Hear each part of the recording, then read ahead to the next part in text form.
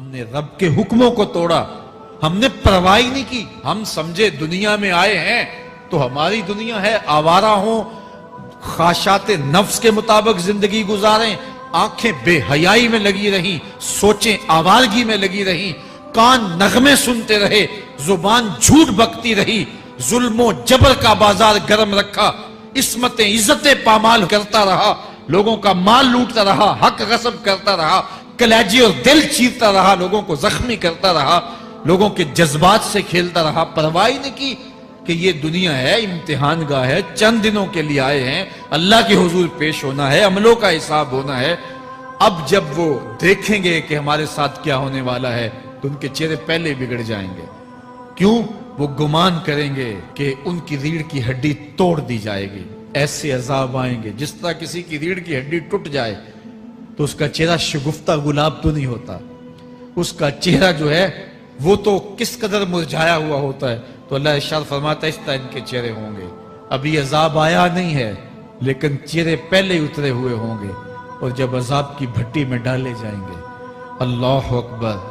اور وہ سخت عذاب، حضور نے جبریل امین سے پوچھا مجھے جہنم کے عذابوں کا ذکر سناؤ.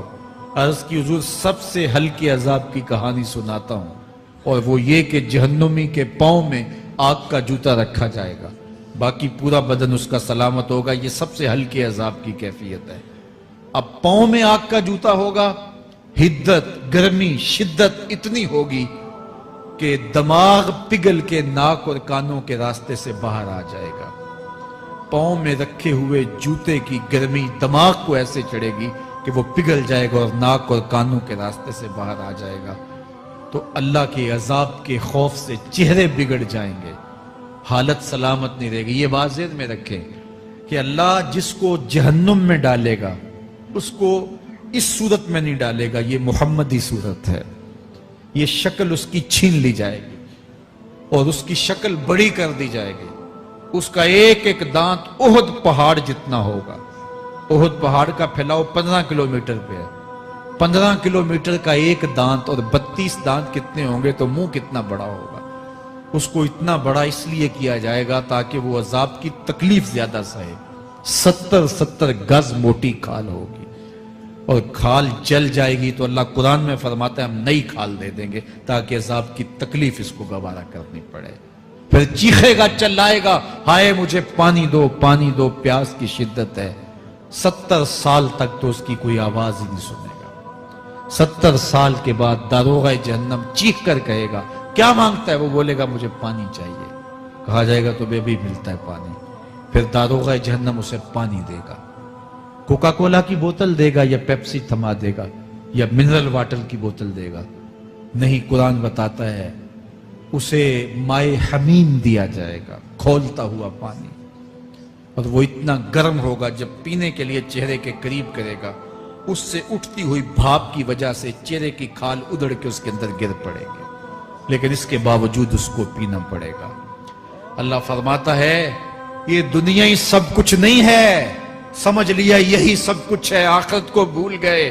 صبح اٹھے کام پہ چلے گئے، شام آئے آوارگی میں چلے گئے، صدائیں آتی رہی حی علی الصلاح حی علی الفلاح، کوئی پرواہ نہیں کی. نہ پیشانیوں نے سجدے کیے، نہ سوچوں میں پاکیزگی آئی. زندگی یوں گزار کے چلے گئے. ایسے نہیں، کہا ایک وہ ہوں گے جن کے چہرے شگفتہ گلاب ہوں گے، ایک وہ ہوں گے جن کے چہرے بگڑے ہوئے ہوں گے. اللہ اکبر. کلا اذا بلغت التراقی. یہ تو قیامت کا منظر ہے نا، قیامت سے قبل بھی ایک منظر ہے. اللہ اس منظر کو بھی بیان کر رہا ہے. کلا اذا بلغت التراقی. ہاں جب جان گلے کو پہنچ جائے گی. اے انسان تیرے اوپر وہ گھڑی بھی آنے والی ہے، وہ وقت بھی آنے والا ہے جب سانس اس ہنسلی میں اٹک جائے گا، جب سینے سے بھی سانس اوپر چلی گئی. اب ڈاکٹر بھی لا علاج قرار دے رہے ہیں کہ اب علاج نہیں رہا ہے، جان بس اب نکلنا چاہ رہی ہے. اور کہا جائے گا کوئی جھاڑ پھونک والا بلاؤ. اب ڈاکٹروں نے تو جواب دے دیا. اب سانس اٹک گئی گلے میں، چند لمحوں کی مہمان ہے. اب ڈاکٹروں نے کہا اب ہماری جانب سے لا علاج ہو گیا، اب لے جاؤ اس کو گھر یا وینٹیلیٹر پہ ڈال دیتے ہیں اس کو. بس اب ہماری جانب سے کوئی اس کا علاج نہیں ہے.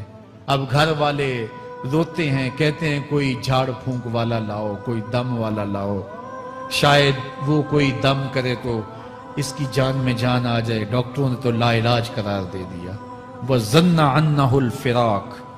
اللہ فرماتا ہے یہ تو جھاڑ پھونک والے کو ڈھونڈ رہے ہیں، لیکن جس کی سانس یہاں اٹکی ہے وہ سمجھ گیا ہے اب موت آ گئی ہے. اس کو یقین ہو گیا ہے کہ اب موت کے لمحے آ گئے ہیں، اب میں بچ نہیں پاؤں گا. اب آنکھیں تاڑے لگی ہوئی ہیں. وَالْتَفَّتِ السَّاقُ بِالسَّاقِ. پنڈلی پہ پنڈلی چڑھ رہی ہے. جب موت آ جاتی ہے تو پھر پنڈلی سے پنڈلی لپٹ جاتی ہے، اس کو پھر جدا کرتے ہیں اور جدا کر کے دونوں انگوٹھے باندھ دیتے ہیں تاکہ پنڈلی کے اوپر پنڈلی نہ چڑھے. اللہ وہ منظر بیان کرتا ہے، صاحب یہ وقت آنے والا ہے جب دونوں انگوٹھے باندھ دیے جائیں گے، جب ناک میں روئی ٹھونس دی جائے گی، جب چٹے لباس میں کفن دیا جائے گا، جب غسال کے سامنے بے بس پڑے ہوں گے، وہ چاہے یہ بازو اٹھائے چاہے یہ بازو اٹھائے، گرم پانی ڈالے یا سرد پانی ڈالے، جب بس پڑے ہوئے ہوں گے جو ہے وہ غسل دینے والوں کے، اور ناک میں روئی ہوگی اور دونوں انگوٹھے آپس میں بندے ہوں گے. یہ محل، یہ ماڑی، یہ کوٹھیاں، یہ بنگلے جس کو سویر شام لگ کے حلال حرام کی تمیز کیے بغیر بنایا تھا. غوث اعظم رضی اللہ تعالیٰ عنہ بولے مکان بنا رہا ہے، بسیں گے اور حساب تو جا کے دے گا. اور یہ تو ایک رات بھی تجھے اس گھر کے اندر نہیں رکھیں گے کہ چلو ایک رات مہمان رکھ لیں. کہتے ہیں نہیں نہیں، مہمانوں نے بھی جانا ہے تو جلدی کرو، اس کو سپرد کراؤ. وہ تو تیرا لباس بھی پھاڑ کے اتاریں گے، خود غسل دینے کے لیے تیار بھی نہیں ہے. تجھ سے خوف آنے لگا ہے. جاندی واری ڈرونا بنے ہوتے، ہاتھ نہ لاندے ڈر دے، جنہ لئی تو پاپ کمائے اج کتھے نہیں تیرے کر دے. آج تو وہ تیرے ساتھ تجھے غسل دینے کے لیے آمادہ نہیں ہے. وَالْتَفَّتِ السَّاقُ بِالسَّاقِ. جب پنڈلی پہ پنڈلی چڑھنے لگ جائے گی. إِلَىٰ رَبِّكَ يَوْمَئِذٍ الْمَسَاقُ. اس دن تیرے رب کی طرف ہی لوٹ کے جانا ہے. فَلَا صَدَّقَ وَلَا صَلَّىٰ. اس نے نہ تو سچ مانا اور نہ نماز پڑھی. وَلَٰكِنْ كَذَّبَ وَتَوَلَّىٰ. ہاں جھٹلایا اور منہ پھیر کے چل پڑا. ثُمَّ ذَهَبَ إِلَىٰ أَهْلِهِ يَتَمَطَّىٰ. پھر اپنے گھر کو اکڑتا ہوا چلا. أَوْلَىٰ لَكَ فَأَوْلَىٰ ثُمَّ أَوْلَىٰ لَكَ فَأَوْلَىٰ. تیری خرابی آ پہنچی، ہاں تیری خرابی آ پہنچی. أَيَحْسَبُ الْإِنسَانُ أَن يُتْرَكَ سُدًى. انسان دنیا میں یہ گمان کرتا ہے اس کو سدا چھوڑ دیا جائے گا. سدا عربی میں ایسے اونٹ کو کہتے ہیں جس کی مہار کسی کے ہاتھ میں نہ ہو. شترے بے مہار، جہاں مرضی جس گھاٹ سے چاہے پانی پیے، جہاں سے مرضی چارہ لے، تو شترے بے مہار کو کہتے ہیں سدا. تو یہ انسان بھی گمان کرتا ہے کہ میں بھی سدا ہوں، مجھے کوئی کیوں پوچھے، میرے جذبات پہ کوئی کیوں قدغن لگائے، مجھے کیوں روکے کوئی. بالخصوص جوانی کے ایام کے اندر جوان کو بڑا ہوتا ہے کہ کوئی مجھے کیوں. وہ تو ماں باپ کے کہنے میں بھی نہیں آنا چاہتا. وہ کہتا ہے کیوں مجھے روکتے ہیں، میری جوانی ہے، میرے جذبات ہیں، مجھے آزادی سے جینے دو، کیوں میرے راستے میں رکاوٹ بنتے ہو، میں سدا ہوں. اللہ فرماتا ہے نہیں، ایک اونٹ تو سدا ہو سکتا ہے، جس کو میں نے اشرف المخلوقات بنایا ہے اس کو تو سدا نہیں چھوڑوں گا، اس کو تو پابند بناؤں گا حکام کا. اب وہ کہتا ہے کہ نہیں نہیں، یہ کیسے دوبارہ اٹھائے جائیں گے. اب دوبارہ وہی بات پھر آ گئی. الم یک نطفۃ من منی یمنی. اللہ فرماتا ہے ایک بوند تھی نا، پانی کا ایک قطرہ تھا جو رحم مادر میں رکھا گیا. ثم کان علقہ. پھر وہ پانی کا قطرہ لوتھڑا بنا. فخلق فسوی. پھر اللہ نے اسے پیدا فرمایا اور پھر ٹھیک ہموار کیا. فجعل منہ الزوجین الذکر والانثی. پھر اس سے وہ جوڑ بنائے، کوئی مرد بنایا کوئی عورت بنائی. کہا اب غور کر، اب تیری آنکھیں دیکھتی ہیں، بجلیاں چمکتی ہیں، تیری زبان کا طوطی بولتا ہے، لوگ اشش کرتے ہیں تیری گفتگو پہ، تیری گفتار پہ صدقے جاتے ہیں، تیرے لہجے کے جمال کو دیکھتے ہیں، تیرے سینے کا زور، تیرے پنجوں کی طاقت، تیری دماغ کی تیزیاں اور تیری سوچوں کے اجالے، تیری زوردار ٹانگیں، تیرے کڑیل بازو اور تیری چوڑی چھاتی اور تیرے گلاب کی پتیوں جیسے ہونٹ، اے انسان یہ سب کچھ کہاں تراشا گیا؟ ماں کے رحم میں، اس تاریکی میں جو 3 پردوں میں تھی۔ تیرا سر تیرے گھٹنوں میں تھا، اور تیرے رب نے وہاں تیرے اندر نسوانیت یا رجولیت کی صلاحیتیں پیدا کی، تیری آنکھوں میں چمک پیدا کی، تیرے کانوں میں نغمے بکھیرے، تیری زبان کے پٹھوں پہ قوت ذائقہ رکھی، تجھے بولنے کی صلاحیت دی، تیرے پنجوں میں زور رکھا۔ آج تو مفتی شہر ہے، آج تو علامۃ الدہر ہے، آج تو قاضی القضات ہے، آج تو منسٹر ہے، آج تو وزیر اعظم ہے، آج تو پہلوان ہے، آج تو شہزادہ ہے، آج تو بادشاہ ہے، آج تو زوراور ہے۔ آج تیری طاقت کے کیا کہنے؟ آج شیروں کو تو نچا لیتا ہے، ہاتھیوں کو تو بٹھا لیتا ہے، آج تو بڑا زوراور گھڑ سوار ہے۔ آج تیری طاقت کے کیا کہنے؟ تو کشتی کرتا ہے، زمانہ دیکھنے آتا ہے۔ آج تیری طاقت کے شوہرے ہیں، تیری عظمت کے تنتنے ہیں، لیکن انسان تو ایک ناپاک قطرہ تھا اور رحم مادر میں تھا۔ تیرے اندر یہ رنگ کس نے بھرے؟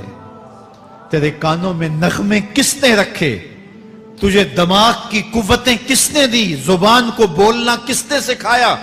آنکھوں میں توانائیاں کس نے رکھی؟ تیری زبان کا طوطی بولتا ہے، یہ سلیقے کس نے دیے؟ پھر اللہ فرمایا، کتنا زوردار بیان ہے، الیس ذالک بقادر علی ان یحیی الموتى، جو ماں کے پیٹ میں ایک نطفے کو ایک خوبصورت انسان بنا سکتا ہے، ہڈیوں کو جوڑ کے دوبارہ انسان نہیں بنا سکتا؟ کیا وہ دوبارہ تجھے کھڑا نہیں کر سکتا اپنے سامنے پیش ہونے کے لیے، جس کے حکموں کو تو نے توڑا ہے، جس کے فرامین کا تو نے مذاق اڑایا ہے؟ کیا وہ اتنا ہی بے بس ہے کہ اپنے حضور تجھے جو ہے وہ کھڑا ہی نہیں کر سکتا ہے؟ جس رب نے تجھے ماں کے شکم میں شکل دی، حضرت شیخ فرید الدین عطار بولتے ہیں، سانے کستی سلاتی می شود، ایسا کاریگر ہے مٹی سے بادشاہ بنا ڈالتا ہے۔ اس نے مٹی سے دارا و سکندر بنائے، اس نے مٹی سے جو ہے وہ رستم و سہراب بنائے، اس نے مٹی سے کیا کیا بنا دیا جو مٹی سے بادشاہ بنا سکتا ہے، جو نطفہ رحم مادر سے جو ہے وہ شکل اور صورت اور رنگ اور جمال بنا دیتا ہے۔ تیری صورت نکھرتی ہے، تیرے ہونٹ گلابی ہیں اور تیری نرگسی آنکھیں ہیں، تیرے ریشمی بال ہیں اور تیری خوبصورت رنگت ہے، تو چال چلتا ہے تو لگتا ہے قیامت چل رہی ہے، تیرا قد رانا جو ہے وہ صنوبر کو شرماتا ہے، تیری گفتار کے تنتنے ہیں۔ جس نے اتنی خوبصورت شکل ماں کے رحم میں بنائی، کیا وہ ہڈیوں کو جوڑ کے دوبارہ انسان نہیں بنا سکتا؟ وہ دوبارہ انسان بنائے گا اور پھر تجھے اپنے حضور کھڑا کرے گا۔ اور ایک حدیث میں آتا ہے، اللہ بندے کو اپنے حضور کھڑا کرنے کے بعد اپنے سامنے سے ہٹنے نہیں دے گا جب تک 5 سوال نہیں پوچھ لے گا۔ ان عمرہ ہی فیما افنا ہو، اس کی عمر کے بارے میں پوچھے گا، کہاں ضائع کی؟ میں نے تجھے زندگی دی، 60 سال 70 سال 40 سال 50 سال، اس زندگی کو کہاں گزار کے آیا ہے؟ ان شباب ہی فیما ابلا ہو، اس کی جوانی کے بارے میں پوچھا جائے گا، جوانی کہاں گزار کے آیا ہے؟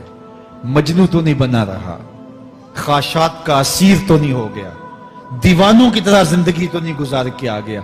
تیری جوانی کسی چوک میں تو نہیں گزری، تیری جوانی آوارگی میں تو نہیں گزری، ساری رات سوشل میڈیا کے اوپر گندگی اور غلاظتیں تو نہیں دیکھتا رہا؟ تیری زندگی گزری کہاں ہے؟ تیری جوانی گزری کہاں ہے؟ اگر کوئی جواب نہ ہوا تو پھر کیا جواب دے گا؟ اور وہ کتنا خوش نصیب ہوگا جو کہے گا، مالک میری جوانی سجدوں میں گزری، میری جوانی قیام میں گزری، میری جوانی رکوع میں گزری۔ میرے حضور فرماتے ہیں، سبعۃ یظلھم اللہ فی ظلہ یوم لا ظل الا ظلہ، 7 اشخاص ایسے ہیں قیامت کے دن جب کوئی سایہ نہیں ہوگا، اللہ ان 7 کو اپنے عرش کا سایہ دے گا۔ ان میں سے دوسرا شخص میرے حضور نے بیان فرمایا، وَشَابٌ نَشَأَ فِي عِبَادَةِ اللَّهِ، وہ جوان جس کی جوانی اللہ کی عبادت میں گزرے۔ جوانوں، اپنی زندگی کو مالک کی دہلیز پہ لے آؤ، جوانی وہی ہے جو مالک کی چوکھٹ پہ گزرے. اپنے دل کا تعلق جوڑو. عشق کرنا ہے تو پھر آمنہ کے لال سے کرو. محبت کا رشتہ ان سے جوڑو. تعلق کا ربط ان سے قائم کرو. جوانی کو دین کی راہ پہ ڈالو. اللہ اکبر. سنو میرے حضور کا فرمان, انا حبیب اللہ, میں اللہ کا حبیب ہوں. پھر فرمایا الشاب التائب حبیب اللہ, جو جوان جوانی میں توبہ کرے وہ بھی اللہ کا حبیب ہے. آؤ اللہ کے حبیب بن جاؤ, اللہ کے حبیب بن جاؤ, اللہ کے حبیب بن جاؤ, اللہ کے محبوب بن جاؤ. لیلۃ القدر کی گھڑیاں ہیں, رات کا پچھلا پہر ہے. اللہ کے حضور یہ عہد کر کے اٹھو, مالک جو زندگی گزر گئی گزر گئی, آئندہ جوانی کا ایک ایک لمحہ تیرے لیے گزرے گا. جیوں گا تو تیرے لیے, مروں گا تو تیرے لیے. میری ایک ایک سانس تیرے نام وقف ہوئی, میری زندگی کی ایک ایک ساتھ تیرے نام وقف ہوئی. میں اپنا سب کچھ تیرے لیے پیش کرتا ہوں. میری زندگی کا مالک بھی تو ہے, میری موت و حیات کا خالق اور مالک بھی تو ہے. یہ زندگی تو نے دی, تیری امانت ہے, تیرے حضور ہی پیش کرتا ہوں. اور لیلۃ القدر کی گھڑیوں میں اس عزم کے ساتھ گھروں کو لوٹو کہ اللہ میری زندگی کا ایک ایک لمحہ تیرے نام ہوا, آنے والے موسم تیرے نام ہوئے, میری جوانی تیرے نام ہوئی, میرے آنسو تیرے نام ہوئے, میری پیشانی تیرے نام ہوئی, میرے دل کی دھڑکن تیرے نام ہوئی, میری صلاحیتیں تیرے نام ہوئی. میری زبان بولے گی تو تیری تسبیح بولے گی, تیرے ذکر کے ترانے پڑے گی. میرے کان سنیں گے تو قرآن کے نغمے سنیں گے. میری آنکھیں دیکھیں گی تو مالک تیری قدرت کی نشانیاں دیکھیں گی, تیرے رسول کا روضہ دیکھیں گی, تیرا کعبہ دیکھیں گی. مالک میری زبان سچائی کے نور سے مالا مال ہوگی اور میں ساری زندگی تیرے نام کرتا ہوں. اور جب آپ اپنی ساری زندگی اللہ کے نام کر دیں گے تو پھر وہ پوری کائنات تمہارے نام کر دے گا. کی محمد سے وفا تو نے تو ہم تیرے ہیں, یہ جہاں چیز ہے کیا, لوح و قلم تیرے ہیں.